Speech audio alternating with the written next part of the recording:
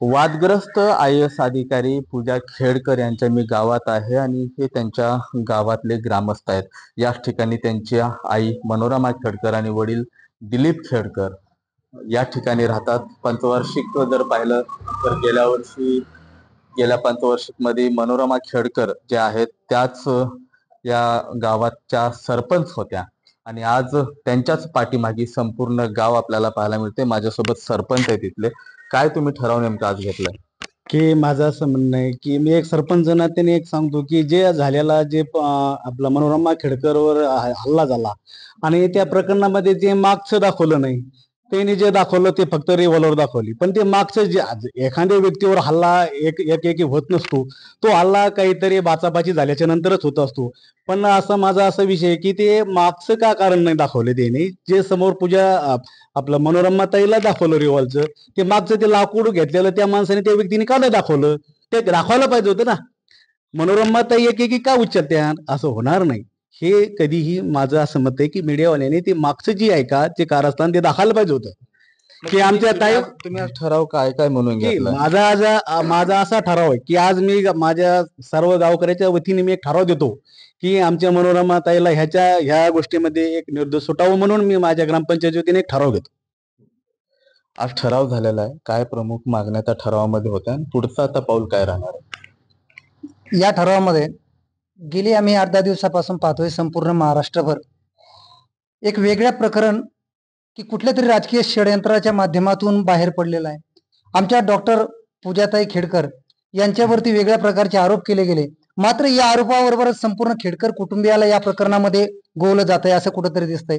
आणि खेडकर कुटुंबीय हे एवढे जर त्रासदायक असते तर त्यांना भालगावचं लोकनियुक्त पद आणि विशेष म्हणजे मनोरमाताई खेडकर की ज्यांच्यावरती पिस्तूल दाखवल्याचा गुन्हा ज्या ठिकाणी असा आरोप केला जातोय, परंतु प्रत्यक्षरित्या जर खरोखर जर मनोरमाताई जर एवढ्या मगरूर असत्या किंवा वेगळ्या प्रकारच्या जर वागणूक त्यांची व्यवस्थित नसती तर त्यांना लोकनियुक्त म्हणून या भालगावने नक्कीच निवडून दिलं नसतं.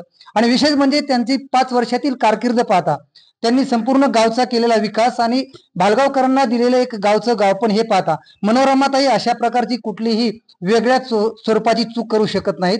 त्या प्रसंगामध्ये जे काही दाखवलं गेलं त्यामध्ये जरी पिस्तूल दाखवला गेला असला, पिस्तूल हा कुणावरही उगारलेला नसून तो हातामध्ये फक्त स्वसंरक्षणासाठी ज्यावेळेस कुणीतरी हल्ला करण्याच्या तयारीत दिसतो आहे. नक्की.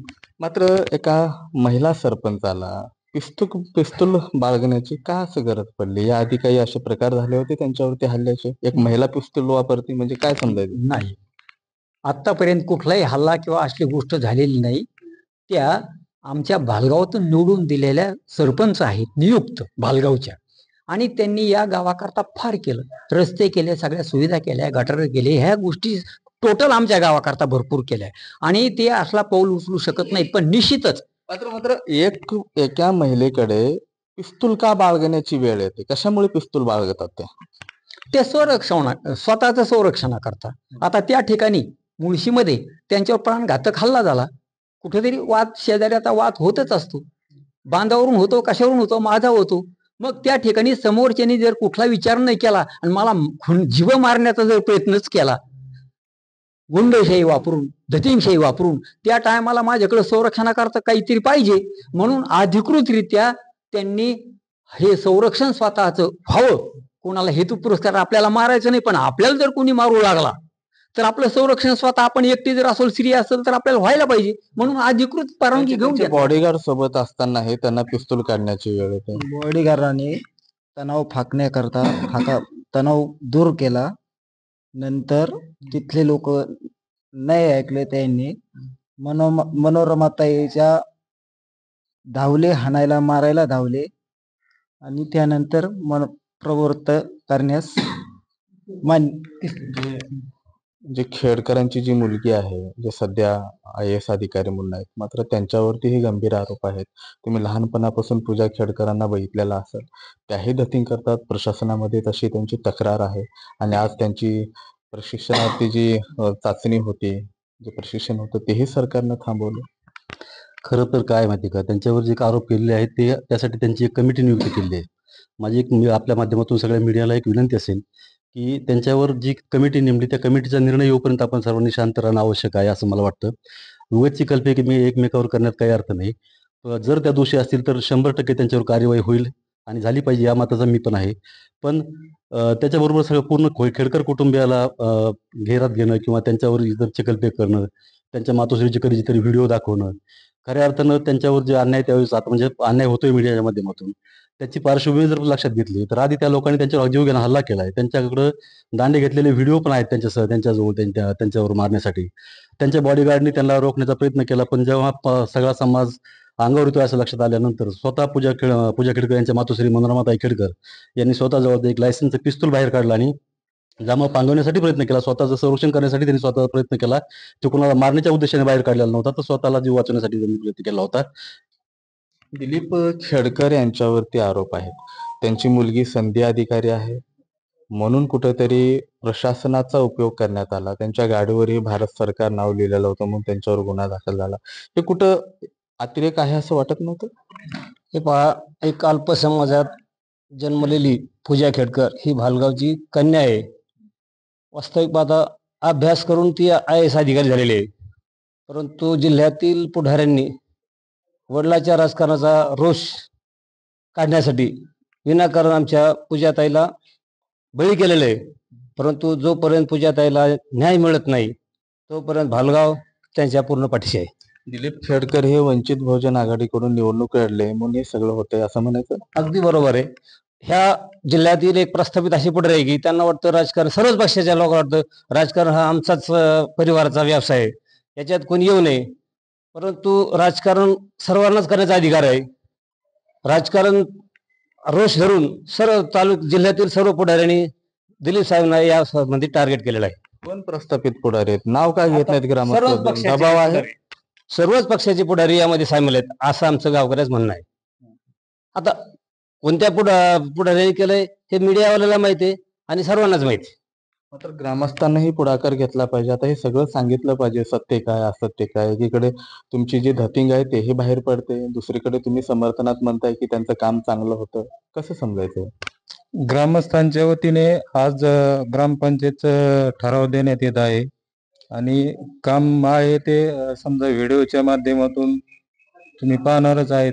तुम्ही आता गावामध्ये एंट्री करताना त्यांनी केलेल्या कामाची जी पावती आहे ती पावती तुम्ही येतानीच पाहिलेली आहे.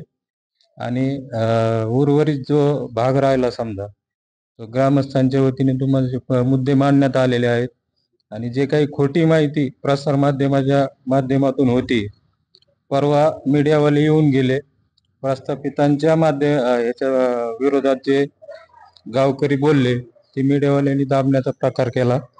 माध्यम कोणती बातमी दाबत नाहीये, तसा आरोप नाहीये. मात्र जे सांगण्यात येतं सध्या की ज्या जिल्हाधिकारी संध्या अधिकारी खेडकर आहेत त्यांचं सर्टिफिकेट हे बोगस आहे अशी माहिती येते.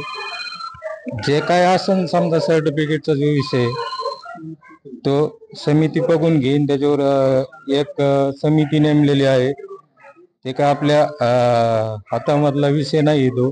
ते समिती जे मुद्दा असेल ते त्याच्या व्यवस्थित हाताळणी चालू आहे. फक्त मीडियावाल्याच्या काही महिला माझ्यासोबत आहेत. सकाळपासून तुम्ही इथं बसलाय, काय नेमकं ग्रामसभेमध्ये तुम्ही ठराव घेतलाय? तुम्ही इथं उपस्थित होता ठराव घेताना? जो काही आम्ही ग्रामपंचायत मधून ठराव घेतलेला आहे, आमच्या मनोरमाताई खेडकर आणि पूजा दिदी खेडकर यांच्यावर जो काही अन्याय होतोय, यांना मनोरमाताईला आमचा पूर्ण पाठिंबा आहे. त्यांच्यावर जो काही अन्याय होतोय तो अन्याय दूर झालाच पाहिजे असा ठराव आम्ही आमच्या ग्रामपंचायत मधून दिलेला आहे. काही तुम्ही आंदोलनाची दिशा वगैरे ठरवले? काय आंदोलन करणार आहे? आंदोलन करायचंय, आम्ही उपोषणाला बसणार आहे. तर एक मी स्त्री म्हणून सांगते की आमच्या मनोरमाताई आणि पूजा दिदी यांनी गावासाठी खूप काही केलेलं आहे. साहेबांनी गावामध्ये इतक्या सुविधा केल्या, प्रत्येकाला गावामध्ये शिक्षणासाठी, ज्यांना कुणाला आर्थिक मदत असं प्रत्येक गोष्टीची मदत त्यांनी केलेली आहे. त्यामुळे पूजा दिदीचा तर विषय सोडा, पण मनोरमाताईंनी पण गावामध्ये महिलांसाठी भगिनीसारख्या, त्या प्रत्येक स्त्रीला बहिणीसारख्याच त्या वागवतात, करतात. आणि आपलं रक्षण करण्यासाठी, आपल्या संरक्षणासाठी आपणही कुणाला दगड मारू शकतो, आपण काही करू शकतो ना. मग त्यांना जर अश्रू अनावर होत आहेत. तुम्ही आता शिष्टमंडळ तुमचं कधी भेट द्यायला जाणार आहे? पंकजा ते असतील, मुख्यमंत्री एकनाथ शिंदे असतील, आम्ही आता लवकरच त्यांच्याकडे जाण्याचा प्रयत्न करू. आमच्या ताईंना लवकर न्याय मिळाला पाहिजे. खेडकर कुटुंबियांना न्याय मिळायलाच पाहिजे. मुख्यमंत्री साहेबांना, उपमुख्यमंत्री साहेबांना आणि पंकजाताईंना आमचं एकच विनंती आहे की आमच्या खेडकर साहेबांवर जो अन्याय होतोय तो तुम्ही त्याला न्याय दिलाच पाहिजे. तुम्ही त्यांची साथ द्यायलाच पाहिजे. या माता माऊली आहेत, अश्रू अनावर होता त्यांना. उद्यापासून कसलं आंदोलन करणार आहे मग आता? आम्ही दिलीप अण्णा खेडकर, त्यांनी गावचा लई विकास केला. आमचे ते गोरगरिबाचे मायबाप, आम्हाला लाईटी नव्हत्या, आम्ही अंधारात होतो, त्यांनी आम्हाला लाईटी दिल्या. आम्हाला वागण्यासाठी रस्ते नव्हते, त्यांनी ते रस्ते पण दिले. असं आमच्या ताईवर गुन्हा असा लागू नये. तर तुमच्या ताईला पिस्तूल बाळगण्याची अशी काय वेळ आली? पिस्तूल महिला बाळगताना आपल्याला मग त्यांच्या समोर त्यांच्यावर धावून असं कुणीतरी येत असताना काट्या हे घेऊन मग त्यांना त्यांच्या संरक्षणासाठी त्यांनी वापरला. ज्यांचा जीव जाण्याचा प्रयत्न होता तिथं, त्यामुळे त्यांनी ते वापरला. अशा कधी आल्या होत्या इथं? मनोरमा खेडकर असतील, पूजा खेडकर असतील, दिलीप खेडकर. मनोरमाताई इथं कायमच आमच्याकडे येत असतात. नेहमीच त्यांचं येणं असतं आणि प्रत्येकाशी त्या एकदम प्रेमानं, सौजन्यानं वागतात. त्या असं म्हणजे कधी कोणाशी वाईट वागत नाहीत, कोणाशी वाईट बोलत नाहीत. आणि हा जो प्रकार त्यांच्यात दाखवलाय, तर तो भाग जो आहे तो एकदम डोंगराळ भाग आहे तिथं. आणि ह्या त्यांचं शेत असल्यामुळे ह्या गेल्या. पण त्या समोरची जी व्यक्ती होती त्यांनी एका महिलेवर ज्यावेळेस काठीने हाणण्याचा प्रयत्न केला, त्यांच्याकडे चाकू तलवारी वगैरे होत्या, त्यावेळेस त्यांनी स्वतःच्या संरक्षणासाठी तो रिव्हॉल्वर काढला. याच्यामध्ये काहीच वावगं नाही. त्या ठिकाणी कुठली पण स्त्री असेल, तिच्या जो जीव वस्तू आपल्या स्वसंरक्षण करण्यासाठी आहे ती यूज करणारच आणि त्याचा वापर करणारच. त्याच्यामुळे त्यांनी केलं असं वावगं त्याच्यामध्ये काही वाटत नाही. त्यांनी कोणा रोखलं नाही, त्यांनी कोणाला मारलं नाही, कुणाच्या दिशेने कोणाच्या डोक्याला लावलेलं आहे का, फक्त एक जवळ सेफ्टीसाठी ठेवलेलं आहे.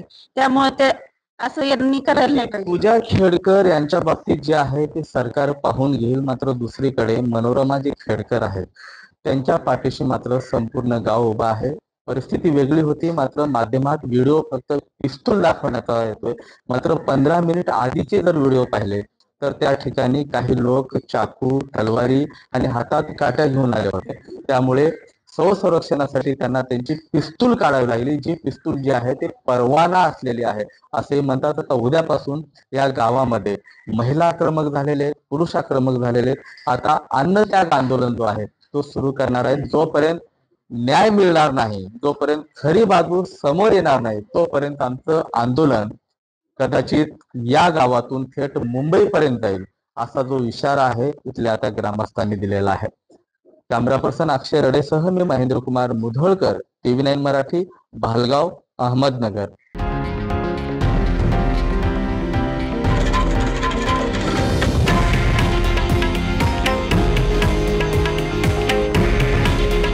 हे आहे देशातील नंबर 1 न्यूज नेटवर्क आणि आपण पाहत आहात TV9 मराठी.